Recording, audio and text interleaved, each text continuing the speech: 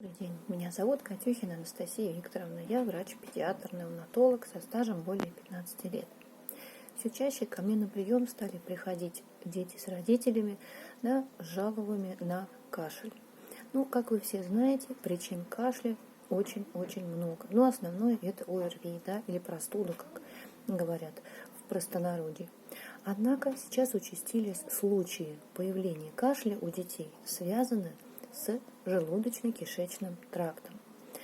Недавно был ребенок 10 лет, который наблюдался в течение практически 5 лет аллергологом с диагнозом бронхиальная астма.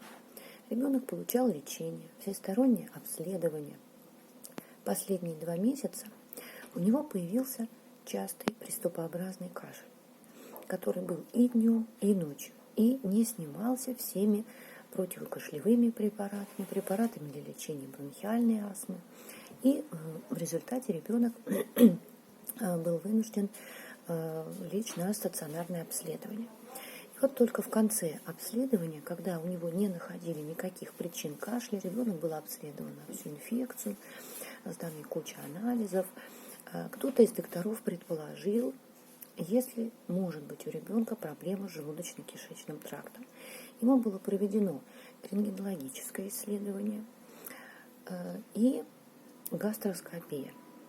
И оказалось, что у ребенка есть заброс пищи из желудка в пищевод, так называемый гастроэзофагиальный рефлюкс, достаточно серьезный. Когда мне мама рассказывала, она присутствовала на при этом исследовании, то она была шокирована тем, что она увидела. То есть после того, как ребенок выпил жидкость, окрашенную барием, она светится, она увидела, как у ребенка из желудка поднимается наверх в пищевод целый фонтан этой смеси. О чем это говорит? О том, что нарушено движение по желудочно-кишечному тракту, нормальное движение, у нас из ротовой полости в пищевод, в желудок, в двенадцатиперстную кишку и так далее. У него происходил заброс пищи в обратном направлении, снизу вверх. То есть это приводило к тому, что, во-первых, слизь плюс сок желудочный попадает в пищевод, плюс пища. Это приводит к развитию воспалительных изменений не только в желудочно-кишечном тракте, в пищеводе, но и в дыхательных путях. Ведь эти частички пищи и слизи могут попадать в дыхательные пути и вызывать постоянный воспалительный процесс. Поэтому ребенок никак не мог восстановиться и продолжал кашлять. И никакие препараты, влияющие на кашель, не помогали.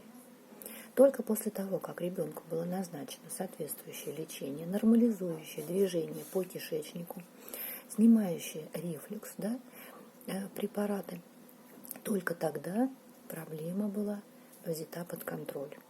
Он прошел 2 курса лечения у гастроэнтеролога, получал соответствующую терапию и, соответственно, состояние ребенка было удовлетворительным. Кашель у него прошел.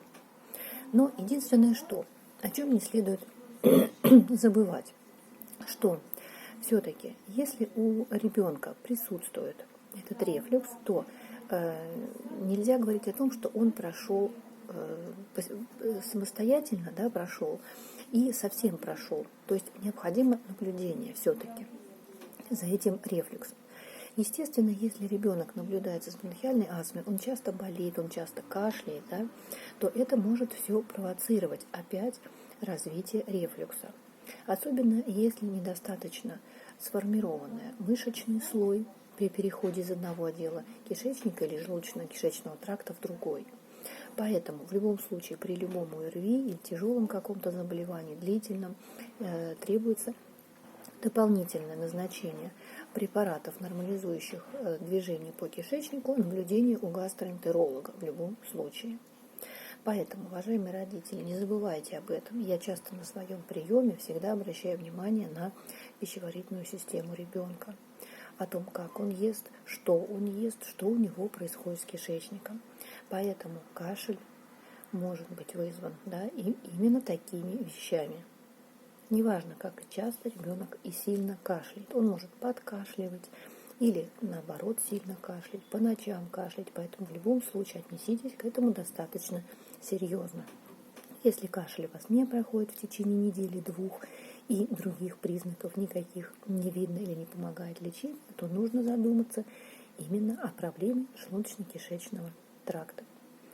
Я желаю всем здоровья, буду рада ответить на ваши вопросы и на ваши комментарии. Спасибо.